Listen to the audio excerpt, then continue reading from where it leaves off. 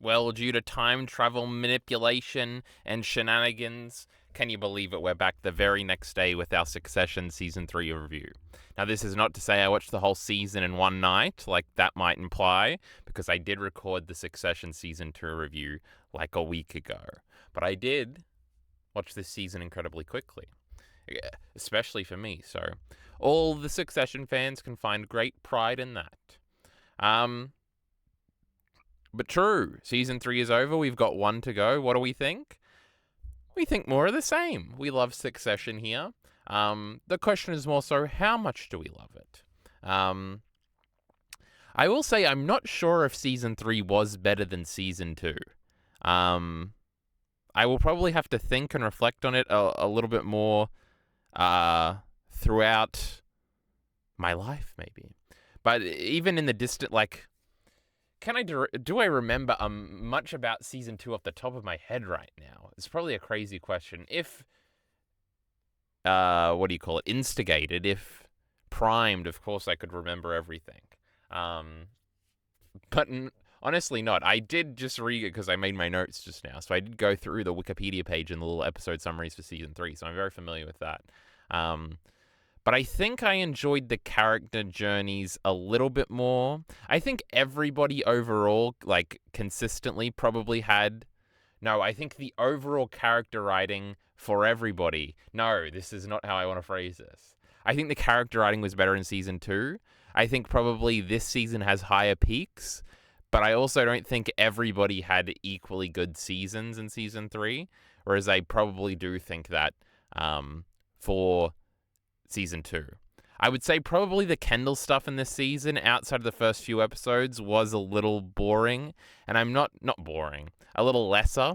And I'm not sure I'm as invested in Kendall being sympathetic or, like, pathetic as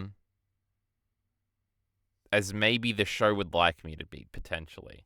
But we'll get into all that as we progress. I just think that's not as interesting a storyline. Like, his guilt, I don't really find interesting at all. Which I guess a lot of the season kind of hinges on a bit. Because there's kind of two sides to his season. There's the him self-destructing. Well, him kind of seeming like he's going to win, then immediately self-destructing, then wallowing in his sort of failure, and then being reconnected with the family, or at least his siblings in a certain sense. Where do we start? I guess we should start at the very beginning. And that is, we pick up again. I'm pretty sure season 2 was like 2 days later, or maybe like a day later. But we do pick up literally in the seconds after the end of season 2. It's always fun when it does that. You know, with shows, you can do two approaches. You can pick up right where you left off. The same with like sequel movies, or you can do a little bit of a time skip. And I feel like I would expect Succession to be a show that would do time skips. But I feel like potentially, like, the whole show is taking place in probably like 1 year, right? I know this season it came out in 2021, right? And there's no reference to COVID or anything in this season. So we're all still in like 2018, I think, which is cool and funny. I wonder if season 4 will have references to COVID. Because I'm sure it would have been written after this season. And I'm pretty sure the other one, like this season, probably would have been written in pre-COVID times, even if this show was shot in COVID time. So that'll be interesting. I kind of hope it doesn't. This is like what does and doesn't reference COVID from now on in like media, I think will be an interesting thing moving forward. I guess I haven't seen too many contemporaneous things. Like You season 4? Not even season 5, right? No, You season 3, I think, was referencing COVID a lot. That's crazy that there's been 3 You seasons since COVID. But outside of that, I guess I haven't watched any like modern shows or even movies really. So I guess I haven't engaged too much in whether or not things do or don't. So we'll see if Succession does. I guess I'm hoping it won't. But then, the season would probably... We're not going to flash forward very much at all. I actually don't know. So we'll have to see. Because there is an opening for the beginning of season 4 to have a bit of a time skip. Whether it be 1 month or 3 months or something like that. It could literally be the next week. Um, Ooh, I kind of, now that I've thought about it, I think I do kind of want an immediate response considering the Tom reveal in the very end. So I guess I would like an immediate continuation. That would be interesting. Um, but yeah, to backtrack from that and go back to the beginning. The momentum the first episode has is incredible. It's great. It's like crack. Where you sort of feel Kendall's excitement, and he's in like the car with Jess and also with Carolina or whatever. But should they kick her out and Greg and stuff? And I guess the interpretation I had from the end of last season was that Greg was like fully on board, but it's pretty clear he isn't. And that will continue to manifest throughout the season. It's very interesting that whenever you're like excited for characters to like choose sides, like the sides will dissipate like within an episode, and then everybody will be back on different sides, and then it'll be different the next episode. I think it's very interesting that nobody like commits to being with each other. Like through season 1, there are a few episodes where like Frank, Jerry, Roman, and Kendall are all like very much on the same team going against their dad. But then Kendall fucks it up, and Roman never reveals that he was snitching, and neither does Jerry. So Frank's gone, but Roman and Jerry are just on Logan's side now. That's kind of how it's maintained since then until like the end of this. Like Kendall and Roman have really never been on the same side until Kendall comes back into the fold, and then he's like jumping ahead of Roman again. And everybody forgives each other very quickly, even though they kind of hate each other. Like they kind of don't. Like Kendall is still kind of mad at Shiv for writing the letter in this season, which exposes all of his like personal life details. But he still is like willing to be on her side for the endings, for the final stand in the last episode and stuff like that. And so I guess Greg is a little example of this. Now, as we learn, I think especially it's made pretty evident in the finale of this season, the trajectory and the point of Greg's character in the macro sense. But we'll get into that a little later too. But I like that Jess is like giggling. She's a very, I like her. She's probably like the most likable character on the show, maybe. She's just sort of like Kendall's personal assistant, but like to see, and she's usually very stoic in the way she does it, and she's usually very competent in the way she does it, which makes her like respectable in a sense in both regards. But to see her have some like a little bit of excitement here was interesting. So that was fun. But yes, there's a lot of momentum, adrenaline, and it really fuels those first few episodes. And it's not until the second episode where basically Kendall is trying to court all the siblings to come over to his side, and he ends up failing, that it sort of dissipates, and then we sort of realize we're going in the opposite direction.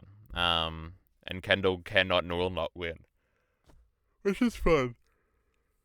I like that as a fundamental rule for his character, that he cannot win no matter how good he has it, and he's very good in setting himself up to a certain position, but he will always like fuck him. Like he gets very arrogant when he starts to win, and it always undermines him in ridiculous ways. I guess there's like a funny thing, and this is like I think a theme probably throughout the show, but especially like a running motif throughout the season is the like people saying they're supporting women, and then literally on the nose, the most on the nose joke you can possibly make, they constantly interrupt them. And Kendall did that, like he's hiring all these women to like help him. Like he hires a PR team, and it's like the 2 best girls in the city for that. And then he hires the best lawyer in the world or some shit, and they're all women. And he constantly just like interrupts them, and he talks to them like he's allowed to talk to his employees, where it's like Kendall's thing, like whenever he's like got power over somebody and talks to somebody, he's always to say, you need to work harder, you need to try harder, we need to attack this together. And it's just him saying nothing, but let's like be better. And in a corporate like situation where your position is cemented, that will probably work sometimes, even though you're giving no direction and you're kind of useless. You just getting mad will probably push people and stress people out to do the thing. Obviously, this method probably has a lot of fundamental flaws, but it's like he gets away with that, and clearly he thinks he can just do that to everybody else, and it's like, no, this is not how this works, and like he's expecting like immediate victory and stuff like that, so it's very funny. But he self-destructs, poor Kendall. What can we say? He's a drug addict.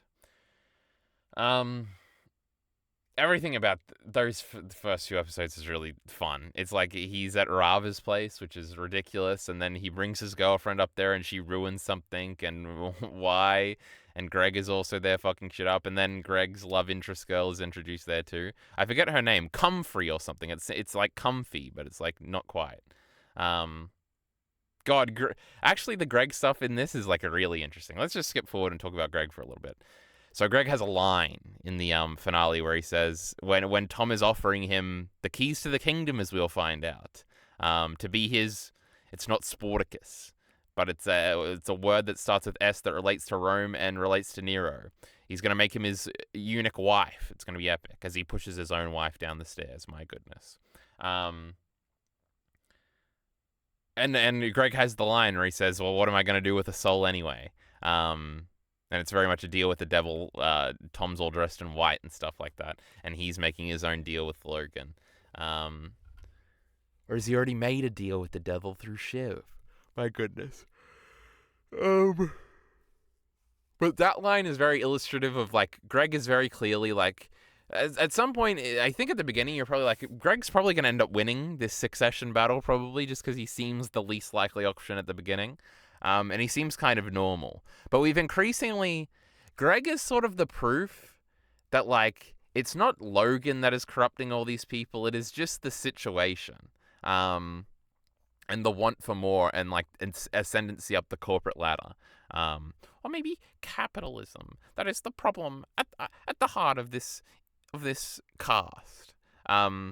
Where he's just slowly started to become like them by being around them, by being pressured in individual situations to be like them. And it's very obvious that this is probably how Tom came into this and has learned to live with himself. Because there's also a line in that scene where Greg's like asking if he can have his own Greg, and Tom says you can have 20 Gregs, which is just like an underling. And it's like, oh, so more people that you can like institutionalize in this terrible cycle. But yes, Greg verbally selling his soul in the last scene, and also how he's treating Comfrey, who is this girl that at the beginning he was like smitten with, and everybody was telling him was too good for him. And then like as soon as he sees a slight opportunity, he immediately like betrays her and tries to upgrade to a new girl. And it's just like that's like the thing that you all are trying to upgrade constantly and stuff like that, and they're never satisfied, and it's this corrupting like dissatisfaction, the throwing somebody on the hedonic treadmill. And that's like the direction of Greg's character. And realizing that like does make me like his character a lot more. And it will be interesting to see how he goes. We should definitely do a predictions bit at the end of this, of like where certain characters are going to end up. Now, I think I have been spoiled on a few things, but we'll talk about that more later too. I know Tom's actor won like the an Emmy for Best Supporting Actor or something for this season, so that's interesting. Actually, Tom was another one. Tom has kind of continuously been a character I've been a little less interested in. I suppose this twist at the end does make him quite a bit more interesting. And I know I complained last time, and I'm probably going to continue to complain about this, but I don't really care about Tom's like Shiv problems. And I don't really feel too empathetic with him. And I feel like we're baiting male feelings a little bit too much with that storyline, but that's like a whole different thing. Or generic male feelings with that storyline is more so what I'm trying to say. Oh, and another thing I didn't really care for is him like, because I feel like probably what he got the Emmy for is everybody thought his suffering when he thought he was going to prison was like a marvelous acting or something. I didn't care about that really at all. It was kind of interesting that he was like, and Logan's respect, and I guess this builds up into him choosing Logan at the end where he's like offering himself up and stuff like that. But yeah, I don't know, the constant ruminating and how that was portrayed, it really didn't resonate with me too much. So that's a slight different thing, even if I am very positive on Tom in the end, probably because of the twist and all the stuff that happens in that last episode. But true, we've talked about Tom and Greg a little bit. How did these two losers get to the front of the fucking queue here, huh? What was my second note here? Spending all episode trying to convince everyone only not to convince them is great. True, because you're totally, like, it is a very, like, on the edge of your seat moment, that whole episode where he's in the house trying to convince all his siblings. And it's like, because at one point Shiv, like, defects, and it's like, oh, this is interesting. Kendall and Shiv versus everybody else. Like, that's an interest. That feels like an even lineup. It feels like we've power scaled properly. But then obviously that doesn't eventuate because you're like, okay, he can convince Shiv. I can conceivably think of this, but then Roman and everybody's there, and it's like, I don't feel like they're gonna all unite against their father yet, and you're like on the edge of your seat. And for a big twist is that he ends up winning no one over, because of the donuts, kind of, which is interesting and funny. Um, and Connor's like included in the conversation and stuff like that. And the introduction slowly of each character as they show up, and like Jess coming up and spoiling that like Roman is downstairs too, and him and Shiv seeing each other and realizing they're both kind of trying to do the same thing, is very interesting. Everything about that was great. Um, also, this was a great example of muddied interest. This is true because you kind of want Kendall to win at this point, but Jerry had just been made CEO, and I'm like, well, I like Jerry. I don't want her to suffer because Kendall wins. And then there's like a dual loyalty thing. Like when shows do this, it's honestly a very interesting device because it should make things exponentially interesting. But I do think the true moments of absolute euphoria you can get in media is when it's like a traditional babyface and a traditional heel, as a wrestling loser would say. It's very interesting to sort of think of it as a concept and how to do it in execution. Because there are some other examples where I remember in Black Sails, I really liked Hornigold. And obviously, he was very much positioned at the end of season 3 as one of the bad guys who we were uniting to fight against. And eventually, they did beat him. So it was like there was a bit of a split loyalty thing there. Whereas a lot of Black Sails is very much about like the lack of split loyalty and like the absolute want to like overcome the country of England and how much we despise it. Something like Game of Thrones did this really well. Really only once, because Game of Thrones is weird in being terribly boring sometimes. But it's the Blackwater where you're like, well, I really like Tyrion, but if Stannis wins, Joffrey will die. But like, then Sansa's probably in trouble. But I like this Davos guy. So the Battle of the Blackwater is like a perfect example of like muddied motivations from like the viewer of like, both kind of have an upside, but both kind of have a downside. And you're not too excited when like the battle's over and Tyrion, Tywin kind of wins. And it's like, like. And then in the aftermath, you're like, fuck, Joffrey's still here. So it's like, oh, this sucks. And like Sansa's still being abused and stuff. Then Sansa thinks she's getting out of it through Marjorie, but then Littlefinger lets her know that maybe that's not the case. And all this sort of stuff. The show is very much like Game of Thrones in that sort of sense. Or even maybe more like Black Sails, where it's like the people in the room and they like get to make decisions. And the decisions definitely, like even in that Game of Thrones example, we never see Littlefinger bartering with the Tyrells to win that over. Like that would have been a really interesting scene to see.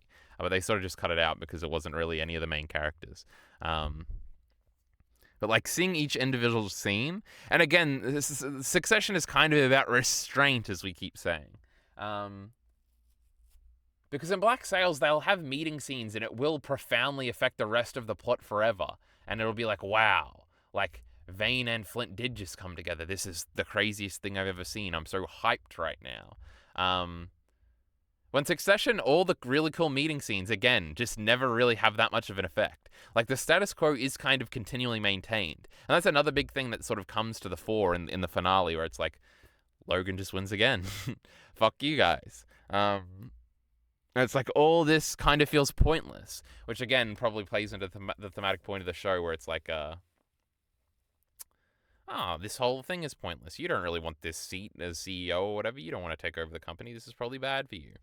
But we'll get into that and sort of the thematic resolution of, will they all be glad that they sold the company come the finale?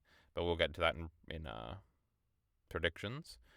My next note is about Logan's crisis meetings. They're always really great. Logan as a character is probably the most fascinating character on the show, I think. I've thought a lot about him like being a grandfather in those final few scenes and how that's kind of... It's so interesting that he's like... It is kind of manipulative. He is kind of rubbing it in Kendall's face. But the kids kind of don't know that. And in that sense, he is kind of just being a normal granddad in a kind of sense. Kind of. And stuff like that. And his like hang up on Roman's like sex stuff is very interesting, and that like disqualifying him and making him probably choose the sale option in the end is also very interesting. Fuck it, let's just talk about that now. There's like a subplot where Roman is like winning and he's doing really well, and then he accidentally sends his dad a picture of his penis. Can you believe it? That he meant to send to Jerry. And it's not really the embarrassment of sending it to the dad that's the problem. It's Logan sort of realizing that Roman is very sexually weird, where he like we've seen it, like he seems to never have sex with any of his girlfriends, though he also doesn't seem to be gay, I don't think. So it's not just a closeted storyline. But he really likes when Jerry like demeans him and he'll like jerk off in her bathroom or whatever. And he really seems to like Jerry. And Jerry's a lot older, and there's jokes all the time about how he like secretly wants to fuck his mum and he secretly wants to fuck his sister. So everybody seems to kind of know this, but Logan doesn't seem to know this, and he seems to find this out here, and he's very hung up. He's like, it's disgusting that you'd be with like an old lady or whatever. Obviously, that's got a lot of hypocrisy. Logan is fucking a new young woman this season. I like that actress too. She's good. And like that, like him, because they all kind of have weaknesses, right? Kendall isn't a killer, and he always self-destructs. Shiv is and I figured it out what Shiv's like problem is, and why I like that she never succeeded, even though I kind of thought the show should have just been over when Logan tried to give it to her, because she would have succeeded. Well, there's the thing, and we're trying to do a funny Cersei line here, where it's like she's not as smart as she thinks she is, which is probably a little bit true, but I still think she's smart enough to do the job.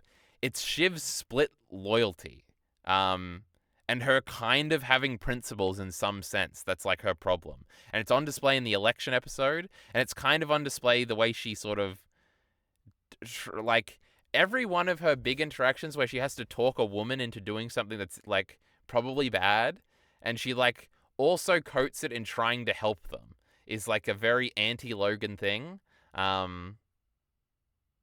that I think it like always undermines her. So we saw that in the last season, where she had to talk like the witness off the stand from coming forward, which she kind of ended up in a roundabout way selling to her as like it being in her best interest, and it was kind of convincing, which was interesting. It wasn't just like Shiv, who's supposed to be a feminist lady, is basically talking the rape victim down from exposing the corrupt structure so she can save the corrupt structure, which is her family business. It was also like well, the people who want you to do this also are going to have a hand in ruining your life. Like, maybe it does serve you best to do this. And she does it again when she talks to Sandy's daughter, who's, I think their last name is Sandy, so she's also Sandy. Or maybe the joke is they both have the same last name, and it's like first name rather, and it's some rich people dumb shit. But yeah, she's like talking her into like doing what she wants. And she like offers a board seat, but the board seat is also going to be counteracted by her getting a board seat, and it's like her creating a bit of a connection there, and kind of her manipulating another woman by kind of playing the woman card, but kind of not really. It's a very like nuanced, sort of interesting, self-interested, but still trying to maintain some sort of like benefit for women principle. And I think it's really interesting. And it sort of me realized, I guess I realized two big things this season, or at least thinking about these seasons, and it's about the purpose of Greg's character and Shiv's flaws, and it really has made me like both of their characters a lot more. So yeah, that was pretty good. Also, Shiv has that cool evil moment this season, where after the rape me thing, where Kendall plays that really loud as she's trying to do a speech, she like has the evil Logan eyes for a second, and she like spits in his diary or whatever the fuck that was. That was some crazy shit. There's a bunch of stuff like that that's really good. But yes, and like this is all made further evident when we meet Madsen, or whatever his name is, who we're selling the company to, and you immediately realize that this is exactly the type of person Logan wishes his kids were and wants to take over. And like you can clearly see him being like seduced in that scene by that Madsen guy. And it's like somebody he's like comfortable selling with, and somebody he clearly like respects. And obviously that's very emphasized when he asks Roman to leave and he sends Roman away. And it's like Roman, who was in the lead, it was nearly his, because of a deal he helped broker, is like fucked himself over forever now. Really good stuff, I think. And just everything about that guy's demeanor, and like he starts posting weird tweets, and it's like, oh no, we're doing the like wacky tech guy is wacky for no reason thing. But he wasn't. He was like actually playing the game, and he's actually like a lot like Logan. and then him like calling that Logan probably would have just told him to fuck off, and that like disarming Logan and him sort of being talked into it and stuff like that. It was really great. It was clearly seeing him makes Shiv look like not the best option now, and it's like great. It's like, and there's also the thing of like this guy clearly did it himself. Like Logan, I assume, kind of did it himself, so he has learned sort of those lessons, and he's very ruthless. Like this guy saying some psychopathic shit to Roman all the time, and Roman's like pretending not to care because Roman's like a sarcastic, like, talking about firing people. That's pretty funny, bro. Talking about like pissing on people, talking about how much you hate people and stuff like that, and everybody's so boring and how easy success is and stuff like that. And Roman is pretending to go along with it because he doesn't have a moral issue with it, but he is like a fraud. He's like not actually that bad of a guy, even if he like would aspire to be. And it's like, yeah, it's like this is not even a contest anymore. And also like the fact that Logan's kids aren't this way is probably his fault. So there's also that added aspect and stuff like that. My next note here is still every event has every character at it. It's true. Even their mum's new wedding, like Logan is still there for whatever reason. And it like makes story sense. I'm not saying this is like arbitrary. Like the new husband really wants him to be there. And not even in an embarrassing like I stole your wife way, but like he wants the respect or whatever. He's like waiting outside the thing for him to show up and stuff like that. It's very fascinating. And yeah, just like it's such a core cast that we really haven't shaken up too much. Some characters come and go, like that Raya girl is not back from last season. She was kind of a main player for a little bit. And I guess this Madsen guy's kind of a main player, but I don't think he's going to be showing up at like meetings and stuff, or family meetings and stuff from now on. So yeah, that's cool. It's funny. This is just how the show always works. It's just the characters together all the time. I really do like the way Shiv has floundered and Roman has come up. True, we just talked about that. Dick pics Roman's undoing. There's something weird. True, we talked about that. And there's a great conversation Logan and Roman have as they're on like the lake as they're going to the house, and he's like, "You afraid of pussy, son?" And then he's just going through this monologue that's really good. He's like, "What happened to that girl you were with?" And it's all like, and Roman doesn't want to talk about it. It's great. Oh, I have written down the great Greg Greenpeace gag. True. Greg's like uncle or his grandfather was trying to set him up with a lawyer or something, and then he disinherited him, and then Greg wanted to sue Greenpeace for stealing his inheritance, but he didn't realize that was very funny and that he shouldn't say that to people. But that was a great gag. Greg and the girl, what am I going to do with the soul anyway? We already talked about that. Oh, the Logan walk scene was interesting, which is the scene where he and Kendall have to kind of work together to get the guy who plays Arthur Miller in Blonde, who I think is actually a very famous actor. Because when I was watching the Normies' reaction to this episode, they all freaked out at seeing him. Apparently, he stars in The Brutalist, which is interesting. I checked his Wikipedia as I was making notes for this. Like I think he was setting Logan up to like look weak and stuff like that, because this is like the Sandy Stewie thing.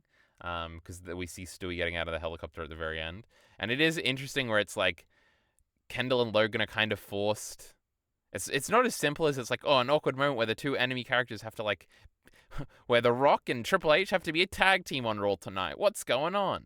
It's like a more of a like, they're actually like forced to do their roles. And it kind of like some genuineness seeps through a little bit where Logan is like, he's a good kid. He'll do what he needs to do or something, which is probably going to be true in the end. Like, Kendall is probably going to come around and do what Logan wants, even if Logan does legitimately hate him in this moment. It feels like he continuously comes back. So in the grand scheme of things, if we're not looking from our minute perspective as just people who have seen certain amounts of these characters' lives in these seasons, it's like, maybe that is, because at first you're like, oh, he's bullshitting, but then you like consider it for a second and you're like, maybe that is how Logan views the totality of Kendall as a person, as a son. And also on the flip side, like Kendall has to look after his dad while he's on a walk and stuff like that. Um, it's like, oh, they're being forced to play their roles here, which is interesting. Um, the Logan out of commission episode. True, he didn't take his meds, so he was freaking out. So Shiv had to do it. And then, the great Logan has these great excuses for like when a bad deal is made behind his back, but there was obviously no better deal. And he like just says, whatever I would have done, I wouldn't have done that. And like that's where the conversation ends. It's great. And him like screaming at Shiv at the end of that episode where she's trying to like force everybody to celebrate is like great. It's like Shiv is like clearly fucking up, and it makes sense that Logan is mad in this moment. True. Shiv having to portray another woman. True. I already talked about that. You're not going to take me turn on a Shiv for Tom loses. They have written in all exclamation. In all caps lock, rather. They do have a funny, like, sex scene where she's, like, saying very brutal things that she might mean, but that Tom definitely internalized about not loving him, and that's why he loves her and stuff like that, and being very dominant in that sense. Which I thought was a great, interesting scene. And then her kind of like gaslighting Tom the next day into thinking he like asked for it when he didn't was great. I love all of that stuff. And honestly, maybe because continuously like Tom has like attempted to stand up for himself, but he's always like fallen back into the status quo. And it's interesting that he seems to have taken a step at the end of the season into so we never have to do that again. Where he won't go back to Shiv. Now, this show always returns to the status quo. So, like, I feel like maybe they could still be together at the end of the show. Even if they don't have, like, a big reconcile. Honestly, I think the most appropriate ending for the show might be, like, just them all together, like, still in the exact same scenario. Now, I don't think that's going to happen because I think I've been spoiled that Logan is going to die in episode 3. But that would be a fascinating ending. But again, we'll talk about that when we get into predictions. True, I talked about that. The uniting of the siblings, Roman's great deflecting from the killing idea was terrific. True. Kendall's like, I'm a killer, guys. And it's so interesting because in a certain show, like this is kind of like the Don Draper revealing himself like thing where it's like Kendall has this deep, dark secret and eventually it has to come out. And here it is coming out. It comes out in season 3 too. My goodness, what a coincidence. But Succession has such restraint where it doesn't let it be a big deal. Like, it's a big deal for Kendall to say it and for him to break down and for them to kind of comfort him. But it's not like a big reveal where it's like, Shiv has like one funny line about how, oh, wow, you really fucked my wedding in like a few ways. And that's like funny. And then Rome just starts making like Roman jokes about it where he's like, I don't know, you're like a hero, bro. You try to save him or something, which is obviously not true. But like, it also makes you think like Kendall is overreacting. It makes Kendall still seem dumb of like, maybe he is like internalizing this a little bit too much. And it's like, and this is not why you're actually upset right now. You're upset right now because you suck and you're a loser. And that's like fascinating thing to like treat this thing that could have been like this. Like there was it this season? No, it was last season where Shiv hugged Kendall at the end of like episode 4 or something. It's like that would have been a very emotional, like more traditional storytelling way for him to like reveal that, and then for Shiv to be like supportive of him or something. But to do it here and not treat it like such a reveal where the other characters really give a fuck, is like great, and they still have to rally. And obviously that very long scene where they're all like in the dirt in the background, and everything about that was like a really interesting, like gritty scene. I really liked everything about that. And all the shit getting all over Kendall's pants and stuff. I don't know. That was like oddly poignant to me. And then of course we have the final scene. We walked in on Dad and Mum fucking us. The Tom twist, throwing his wife down the stairs. Are we really committing to this? Shiv and Mum scenes, Logan and Kendall scenes. True. Shiv and the mother have like a great scene where they're like basically just insulting each other for being a terrible daughter and a terrible mother. And it's pretty clear that like Shiv is being outmatched here, where like she is internalizing the comments about how like the mother's like, I should have never had children, I should have had dogs. and like obviously it's kind of passive aggressive, but like and like some people aren't meant to be mothers. And she's like saying that about herself, but she's also saying that about Shiv. And then she like implies, oh, what a great idea it was, Shiv, for you not to have a kid or whatever. And Shiv like still in her head thinks she might have a kid, so it's like fuck you. And then like Tom has been asking about having a kid, and like immediately afterwards, that's when she runs to Tom and they have the sex scene. Where it's like she wants to have a kid now. And her having mini Kendall like spats of self destruction is always good. There is one at the beginning of that scene where she comes in and she's like hyped up and she's like, I'm gonna do it, I'm gonna do it. I'm just gonna go out there and I'm gonna tell them to fuck off and I'm gonna find a better deal and all this stuff. Where she's just like blustering and it's like all nothing and it's just like adrenaline is interesting. So true. That Shiv and mother scene was great, and then Kendall and Logan have a scene over dinner, which is really good, and like just the aesthetic of that scene is really good, and like getting the kid to come in and taste test it and stuff like that, acting like maybe like Kendall might actually try and poison or kill him or something. All that stuff was really interesting and great. But true. The continual like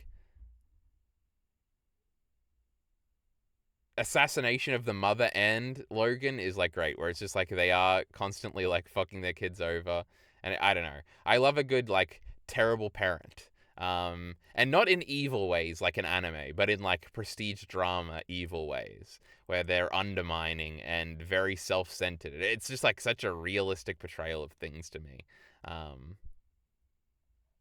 like the lack of altruism, which traditionally is inherent to those sort of delusional portrayals of parenthood. I really like all that stuff. So the fact that she just did immediately, like in 5 minutes, sell out the children completely to get what she wants, and to side with her ex-husband that she hates, and like be so nice to him on the phone, and everybody immediately realizing what had happened is funny. And then even Roman going to like Jerry, and Jerry being like, well, this doesn't serve my interests, I don't really care. And yeah, everything about that. And like, I think that Kendall even has like one line to Frank, and Frank's like, oh, I'm not going to help. And the more basically like losing is great. Oh, and Logan's like lines are also great because they're such argument winners in the moment, but they don't really like, it is his fault why his kids are like this, where he's like, make your own fucking pile or whatever. Because there is like a bit of entitlement from the kids, but also he's made them play this game of like who's going to impress them the most to be the successor like their whole lives. So it's like his fault that they don't have a pile, and he like coerced them all into coming back to the company because at the beginning of the show only Kendall was working there, and all that stuff is fascinating. His like, it's good for him in the moment, so he says things like that. But because he just is like a winner, and he just does come off so commanding in certain senses, it's just like is the argument winner of the day. And he like and Roman sort of breaking down and being like doing the traditional son thing of like, I'm offering you love or something, and Logan's like big monologue about how he can shove his love up his ass basically is terrific. It's great. And everything about Roman's acting, because obviously he's failed to stand up to his dad like multiple times, and now he's kind of being forced into it, and even when he's doing it, he's kind of doing it half-assed, which is obviously not going to impress his dad in any sense. It's all like really fascinating character stuff. Oh, and like Logan has a moment where he like mocks Shiv for a second. It's very like weird, and it's like, oh, it's interesting. Like they're all feeling the pressure in this moment. It's great. Also, Connor wasn't there because he left because he's getting married. I guess I didn't talk about any of Connor stuff in too much detail before we get into prediction stuff.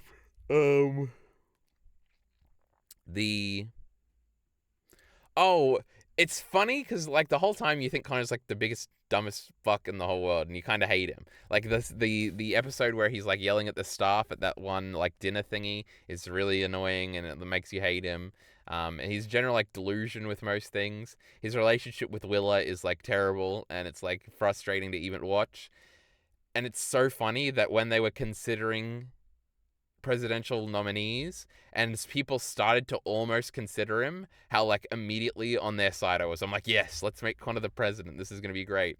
Fuck this like establishment Republican boring dude. Fuck this like obviously fashion dude. Fuck this like centrist dude. Let's just do Connor and like control the whole world. And just like everybody kind of pitching that before they do end up settling on the really fascist dude. That was like a great, like, I didn't know I had such pride in Connor, but I did, and that was funny. And then like he like whittles Willa down to like marry him, which is interesting. He's very happy about that. He also has a scene where he's very mad that he's not considered the eldest son, and he reiterates that to Kendall a bunch. All that stuff was really interesting. So I think we're setting up some interesting Connor stuff going into the 4th season. And also he wanted to come into the company, which I also thought would have been really interesting to have him like around the office more. So yeah, we'll see where all that goes. I guess the rest of our little discussion here today could be about prediction stuff. So, I'm pretty sure there's some funny things. I've been watching the normies react to this as I've gone. And since, like, watching season 1, 2 videos have kept being recommended to me. Now, usually they'll recommend the next one. Like, YouTube has figured it out that this is the next one, and you probably want to watch the next one. Outside of that, it has always recommended me the finale reaction where it's like 4x10. And they're all the normies like dressed up in their suits as they got dressed up for the finale of Succession, which is cute. It is also always recommended 4x3, which in the title of that normies reaction is The King is Dead, which I have taken to mean that Logan dies in this episode. Also, in a Sopranos reaction they just put out recently that I've been watching, they referenced, like, they just got to Pine Barrens. So in the episode after Pine Barrens, they're, like, talking about how all the comments told them and all the Patreon comments told them that was, like, one of the best episodes of television ever. And they, like, got up, like, a top 10 list, and it was, like, the top 10 best episodes in TV history or something. And The Suitcase from Mad Men was number 2, and Pine Barrens was number 5. And they mentioned that also on that list was season 4, episode 3, The Wedding from Succession, which I think I realized that was obviously going to be Connor's wedding. Even before it was like confirmed here. Also, I've started to get recommendations for episode 2 of season 4, which and their title for that one is Rehearsal. So I feel like this wedding is going to be a big deal. Also, it's very funny to do like for this show to sort of have the premise of Game of Thrones and continually have like very destructive wedding episodes is also very cute. Especially if it's like 4x3 and not 4x2. The purple wedding is 4x2 in Game of Thrones. What the frickin' hell am I saying? Oh, so that's all happening. And then I also, like, it makes sense for the show for Logan to die randomly in an episode and for them to have to figure it out. Now, this is actually made a little bit less interesting with the sale that's happening. So there's a potentiality in this sale not going through immediately and him dying before it can go through perfectly, and then the siblings who have been on each other's side for like 3 episodes then all turning on each other again in the aftermath of Logan's death. Also, they set up that Logan was 80 in episode 1, so he's like very easy, even though he looks healthy enough, it could very easily die quickly. And also, it's a metaphor in him like agreeing to sell the company and then dying like immediately afterwards. Also, it would be really funny for the dad to die at Connor's wedding and like ruin the wedding, and that's like a very funny thing because Connor's like a funny guy. So all of these like things I've like put together in my head to think that almost certainly has to be what's happening in that episode. It makes sense story-wise, it makes sense plot-wise, it makes sense character-wise. It makes sense why this episode would be so well regarded. Each one of them, I'm sure, will have like a last scene with Logan that will. I'm curious whether or not it will uphold the status quo and he'll be mean to them and it'll be like, man, he was terrible to us. And I'm sure like none of them will cry immediately when they find out, and then they'll have an emotional moment later where they actually miss their dad or something, kind of in a Roger Sterling-esque manner. There's also and I'm very curious, like what each character's final conversation, like, is it going to be like he's going to like show some warmth to Kendall and then he's going to die and that'll be like the tragedy of it, or will it just be maintaining the status quo or something like that, or is this going to leave Tom's going to be fucked after this?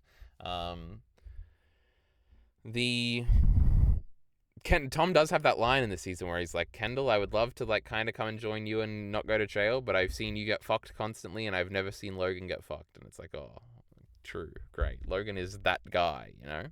He's him. He's everything I aspire to be in life. The great Logan Roy. There's also... I was just thinking about the Roman Logan boat scene again. So there's that. Also, I think I heard that like Roman has a big scene in the finale where he like wins an award for it or something, which honestly scares me because I don't know if I'm gonna like the scene where Roman breaks down and admits everything that's wrong with him or something in some glorious monologue. I feel like I will hate that. So I'm hoping that's not what that scene is, or there's the potentiality that I don't know what I want and I'll get there and I'll really like that scene.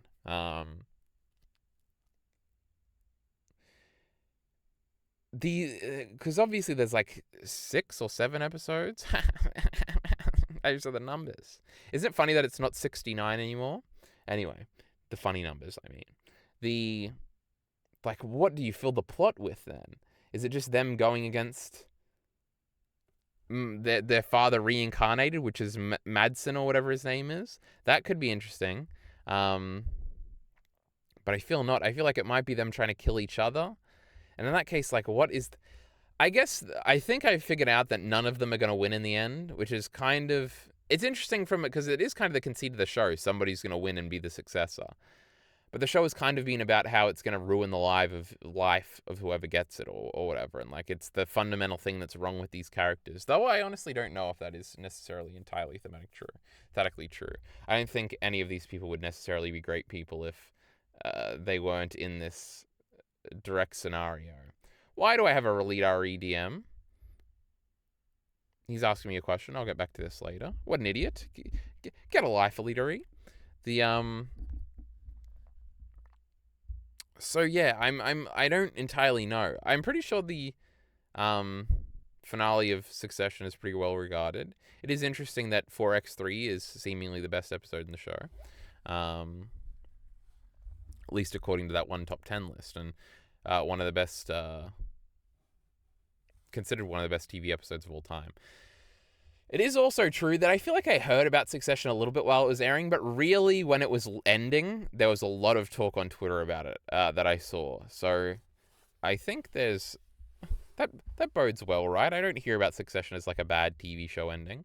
Like there's great TV show endings. Like Boardwalk Empire is probably the best TV show ending I've ever seen. The Sopranos has a very like significant, great final episode. Mad Men lesser so. I'm not entirely in love with the last episode of Mad Men. I'm in love with the last scene. But I think like every other episode that season is probably better than Person to Person, which is the name of the Mad Men finale. And every other finale might be better than it too. But anyway, this isn't a Mad Men discussion as much as I wish it would be. What the frickin' frick was I saying? I was predicting things. I'm pretty sure the ending's going to be good because I haven't heard bad things is basically what I'm saying here. Like, do Tom and Shiv end up together in some sort of a healthy relationship? Like, again, I don't see positive endings. Like, I feel like prestige dramas never have... Well, Mad Men kind of had a positive ending, in a sense. Though kind of not really. It's all about implication there. There's... I don't know. I feel like the show might facilitate happy endings for these characters if the succession battle is out of the way. Like, they can all... Like, the last shot is all the siblings at dinner, like... liking each other a little bit because they just lost the battle and actually they're figuring out that that's a good thing. And Shiv's going back to politics and Roman is going to invest in, I don't know what the fuck he would care about. And Kendall's starting his own news company or something, and Connor's going to go ahead being president. Everybody's going to giggle about it and say, you're so silly, Connor, but they're going to like embrace him and maybe support him in some sort of a way. And maybe Greg and Tom are in some sort of romantic destination together. Though I'm assuming Greg is probably going to have like a bad ending where he's probably going to go down with the ship or something. Because the whole show is about him selling his soul. But does it make sense for the people that he sold his soul to have a happy ending if he doesn't? Maybe Greg gets shipped back out to wherever he was in episode 1 and he's doing a park thing or something. That would kind of be funny. But true. I'm not entirely sure how everything will wrap up. But guess what? I've been off Succession for like 2 days because I haven't been able to record this yet. So I'm excited to jump back in. There is a possibility that I watch those first 3 episodes tonight just to see. That's probably a lot, though. And I'm supposed to do some writing and, like, play a few video games and some other things. So maybe we'll just do, like, one episode. Or maybe just do a second one. Maybe a third one. Who knows? But I'll have to decide that. And don't worry, I'm assuming Succession Season 4 discussion will probably come quickly. It'll probably be next week sometime. Won't be as quick as this turnaround, though. I see we've hit 50 minutes. That's a respectable time for a solo discussion about the general points of Succession. You know what else is interesting? Not really any Succession video ideas, this has become increasingly a thing where I increasingly less and less have video ideas for things. I feel like I used to watch things, if I watched something in 2021, I had a million video ideas to talk about everything in it. Not so much with the things I consume now. Like, even like when I finished Monster or something, like there wasn't really a Monster video I wanted to make. I guess my takeaways from things are less enamored too. Like, maybe if I had watched Succession a few years ago, it would be one of my favorite shows ever. Rather, because right now it's maintaining its 9-hood. I think it could, again, I'm entertaining the possibility of it getting up to a 10. And I think in retrospect, I'll probably think it's probably a lesser 10. That's probably my guess. That's my prediction on the eventual scoring of it. But we'll see. Maybe I'll hate the resolution of the characters and it'll ruin the whole show. Though I doubt even me hating the last season would ruin the show too much. And it's just so fun to watch and engaging on a moment to moment basis that it can't be bad. Ever.